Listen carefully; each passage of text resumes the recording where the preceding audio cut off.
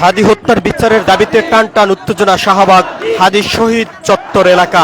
আমরা আপনাদেরকে দেখানোর চেষ্টা করছি সরাসরি শাহবাগ হাদি চত্বর থেকে যুক্ত হয়ে। এখান থেকে বিক্ষোভকারীরা যেমনটি বলছেন, যত সময় পর্যন্ত হাদি হত্যার বিচার না হবে তত সময় পর্যন্ত তারা আন্দোলন সংগ্রাম বিক্ষোভ কর্মসূচি চালিয়ে যাবেন।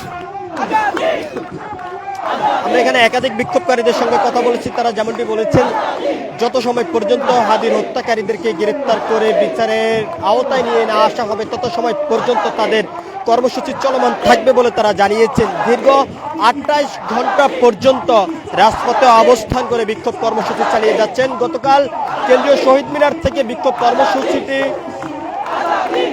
আনুষ্ঠানিকভাবে অনুষ্ঠিত হয়েছে এবং সেখান থেকে একটি বিক্ষোভ মিছিল নিয়ে শাহবাগ শহীদ হাদি চত্বরে এসে অবস্থান করেছেন এবং সেই অবস্থান এখনো পর্যন্ত চলমান রয়েছে।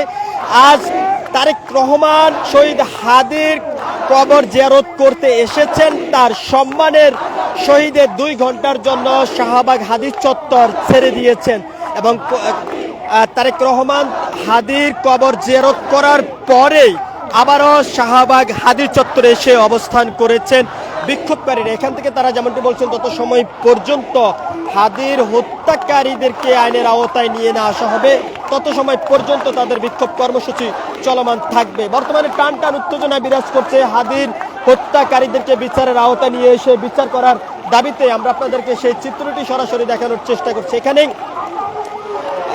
ঢাকার বিভিন্ন স্থান থেকেই বিভিন্ন ছাত্র জনতারা শাহবাগ হাদি চত্বরে এসে অবস্থান করেছেন, অবস্থান করে এই হত্যাকারীদের বিচারের দাবি করে যাচ্ছেন। আমরা আপনাদেরকে একটু সেই চিত্রটি সরাসরি দেখানোর চেষ্টা করছি।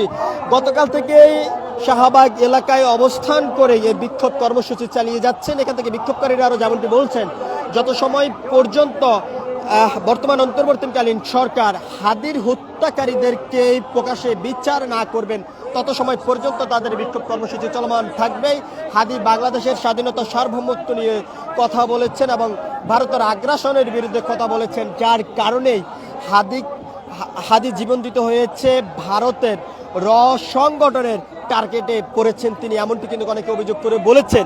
এবং তারা আরো যেমনটি অভিযোগ করেছেন এখনো পর্যন্ত প্রশাসনের বিভিন্ন গুরুত্বপূর্ণ স্থানে গাপটি মেরে বসে রয়েছেন স্বৈরাচার সরকারের বিভিন্ন লোকজন, যার কারণেই হাদির হত্যাকারীরা দেশের পার্শ্ববর্তী দেশ ভারতে পালিয়ে যেতে সক্ষম হয়েছেন বলে এখান থেকে অনেকেই অভিযোগ করেছেন। এর পাশাপাশি অনেকে আরো যেমনটি জানিয়েছেন যে বিচার নিয়ে এখনো পর্যন্ত আশঙ্কা দেখছেন যে হাদির হত্যাকারীদের বিচার দৃশ্যমান হবে কিনা সেই বিষয়টি কিন্তু এখান থেকে প্রশ্ন তুলে যাচ্ছেন। আমরা আপনাদেরকে আরো একটি বিষয় জানিয়ে রাখতে চাই, এখান থেকে আরো যেমনটি তারা অভিযোগ করে বলেছেন বিগত বেশ কয়েকটি হত্যাকাণ্ডর ঘটনা ঘটেছে যা বিচার কোনোভাবে জনগণের চোখে দৃশ্যমান হয়নি।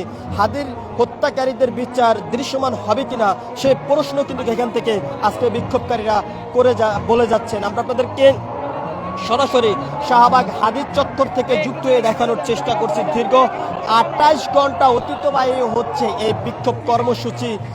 আমরা আপনাদেরকে আরো একটি বিষয় জানিয়ে রাখতে চাই যে এখান থেকে বিক্ষোভকারীরা আরো যেমনটি জানিয়েছেন যে হাদি ভারতের আগ্রাসনের বিরুদ্ধে কথা বলার কারণে ভারতের যে সংগঠন রয়েছে তাদের টার্গেটে পড়েছেন এবং তাদের টার্গেট অনুযায়ী সন্ত্রাসীদের গুলিতে তাকে প্রাণ দিতে হয়েছে। 28 ডিসেম্বর হাদি নির্বাচনী এলাকায় হাদি তার প্রচারণার সময় সন্ত্রাসীরা তাকে লক্ষ্য উদ্দেশ্য করে গুলি করেন। এরপরে 15 ডিসেম্বর তাকে উন্নত চিকিৎসার জন্য সিঙ্গাপুর জেনারেল হাসপাতালে নেওয়া হয়।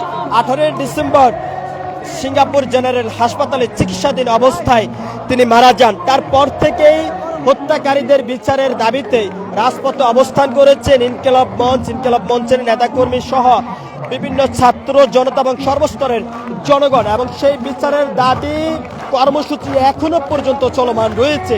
আমরা আপনাদেরকে দেখানোর চেষ্টা করছি বাংলাদেশের পতাকা হাতে নিয়ে হাদির হত্যাকারীদের বিচারের দাবিতে বিভিন্ন বাণী পেস্টন নিয়ে এখানে বিক্ষোভকারীরা অংশগ্রহণ করেছেন এই বিক্ষোভ কর্মসূচিতে। আমরা আপনাদেরকে সেই চিত্রটি দেখানোর চেষ্টা করছি। বিভিন্ন স্লোগান, বক্তব্য, ছন্দ, কবিতার মাধ্যমে প্রতিবাদ করে যাচ্ছেন হাদির বিভিন্ন কর্মকাণ্ড কিন্তু এখানে বিভিন্নভাবে তারা তুলে ধরছেন এবং এই বিচারের দাবিতে দীর্ঘ 28 ঘন্টা পর্যন্ত এখনো পর্যন্ত কর্মসূচি চলমান রয়েছে। যত সময় পর্যন্ত এই হত্যাকারীদেরকে আইনের আওতায় নিয়ে না আসা হবে তত সময় পর্যন্ত এই বিক্ষোভ কর্মসূচি চলমান থাকবে বলে এখান থেকে বিক্ষোভকারীরা জানাচ্ছেন। আমরা আপনাদেরকে সেই চিত্রটি দেখানোর চেষ্টা করছি। বিভিন্নভাবে কিন্তু এখানে আজকে এই কর্মসূচি থেকে হাদির হত্যাকারীদের বিচারের দাবি করে যাচ্ছেন। তাকে ভারতের যেই